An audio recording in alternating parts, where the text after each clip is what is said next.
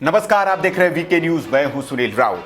Corona के खिलाफ पूरा भारत शानदार तरीके से लड़ाई लड़ रहा है। अभी तक अच्छी बात यह है कि पक्ष विपक्ष राजनीति को भूलकर इस आपदा में मिलकर साथ लड़ रहे हैं।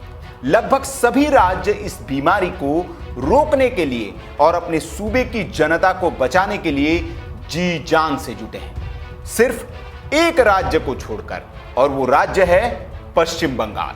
यहां से हर रोज नई नई खबरें आ रही है। खबरें क्या आ रही है? राज्यपाल ही ममता बनर्जी सरकार की तैयारियों की पोल खोल रहे हैं और कुछ सोशल मीडिया पर जो वीडियो सामने आ रहे हैं उससे राज्य के असल हालात पता चल रहे हैं, क्योंकि राज्य सरकार की पोल खोलने वाली मीडिया को ममता बनर्जी धमका रही है और उन पर मुकदमे दर्ज करने की धमकी दे रही है। एक तरह से सूबे में ममता ने अघोषित आपातकाल लगा रखा है। वहां केंद्र की टीम जाती है तो उसका विरोध होता है। वायुसेना को अस्पतालों पर फूल बरसाने की मंजूरी नहीं मिलती, जैसे पश्चिम बंगाल अपने आप में एक अलग देश हो। पिछले दिनों हमने एक रिपोर्ट तैयार की थी जिसमें बताया था कि बंगाल में कैसे सरकार ने लोगों को मरने के लिए छोड़ दिया है और न तो यहां कोरोना पीड़ितों की जांच हो रही है और न ही उन्हें इलाज मिल पा रहा है, और तो और मरने के बाद कोरोना से मौत भी नहीं बताई जा रही है। इससे जुड़ा एक ऑडियो भी हमने आपको सुनाया था जो बंगाल के एक शख्स का है, जिसमें वो वहां के भयावह हालात को बता रहा है। तो मैंने उसको फिर फोन किया, वो मेरे को सारा चीज अपडेट लाइन अप करके भेजा है। तो मैंने उससे बात करी झापा पे जो है, वो बोले सर आज आपको उसका फ्यूनरल होना मुश्किल है, 150 आदमी के पीछे उसका नंबर है। 150 के बाद सब के कोविड वाले ये 150 सब कोविड, हाँ सब कोविड बोलकर एक इंस्टीट्यूट है ICMR का, वहीं से हो रहा है। लेकिन ये लोग इसके साथ कोऑपरेट नहीं कर रहे। ये लोग बोल रहे किट नहीं है। 26,000 कुछ किट जो है नीस के पास में है। बाकी प्राइवेट हॉस्पिटल तो शायद ये सब कोविड का टेस्ट, कोविड वाले पेशेंट को रख नहीं रहा है। नहीं, प्राइवेट हॉस्पिटल को जिनको रिक्रूट किया है टोटल पूरा कैलकाटा में 158 बेड ही है, एक भी बेड अवेलेबल नहीं है। हालत बहुत ही खराब है। ये सिचुएशन बहुत पैथेटिक है, मेडिकल सिचुएशन। अगर ये खोल दिया ना तो हम लोग वॉल्केनो में है, बचाने से नहीं बचेगा कोई आज। इस खबर को करने के बाद हमें बंगाल के कई लोगों ने मैसेंजर पर मैसेज भेजे, ईमेल किए और राज्य की सच्चाई के बारे में बताया। उन सब पर आगे बात करेंगे, लेकिन पहले यह जान लीजिए कि बंगाल में कोरोना कैसे तांडव कर रहा है और सरकार सियासत करने में लगी है। पहले तो सरकार कोरोना के आंकड़े छिपाती रही और यह बताती रही कि उसके सूबे में कोरोना कंट्रोल में है। न लॉकडाउन का पालन हुआ, न सख्ती की गई।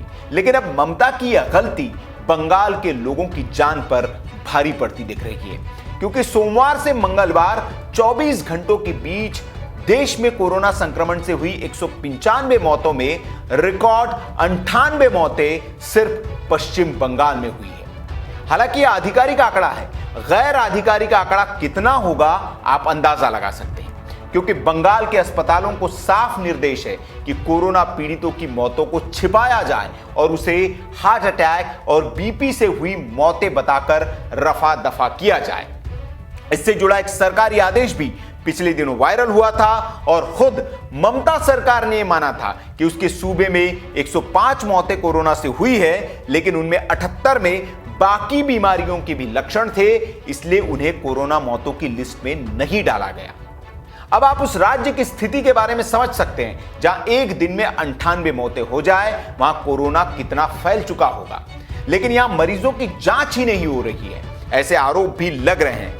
यहां तक कि उन लोगों की भी जांच नहीं हो रही है जो कोरोना संक्रमितों के संपर्क में आए हैं। जिन लोगों की कोरोना से मौत हो रही है उनके परिवारों का भी टेस्ट नहीं हो रहा है। मतलब अगर टेस्ट कराए जाते हैं तो यह आंकड़ा कितना भयावह हो सकता है, इसका आप अंदाजा लगाइए। ऐसे ही दक्षिण कोलकाता से हमारे एक दर्शक ने बंगाल की खबर देखने के बाद हमें मेल किया था।